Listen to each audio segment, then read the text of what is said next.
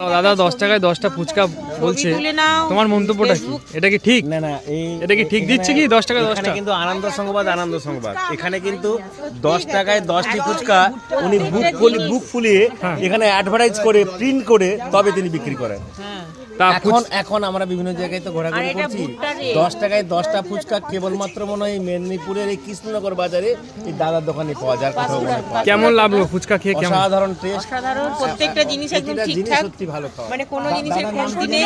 যদি কেউ আমি তাকে গিয়ে যা চাইবে আমি তাকে দিয়ে আসি। শিবপ্রসাদ রাউত মহাশয়ের এই 10 টাকায় 10টা ফুচকা একটা ছবিটা দেখে দেন, সত্যি ভালো। যারা জায়গাটা হচ্ছে কৃষ্ণনগর মোড়, যারা খিরাই হয়ে ফেরার পথে গোসাই মন্দিরে যাবেন আর তার সাথে এই কৃষ্ণনগর বাজারে আসলে আপনার 10 টাকায় 10টি ফুচকা অসাধারণ টেস্টি, অসাধারণ। কি বলবো দিদি, কেমন লেগেছে? শুধু বিলে এই নামটা যা যারা খাবেন, খুব সুন্দর খেতে।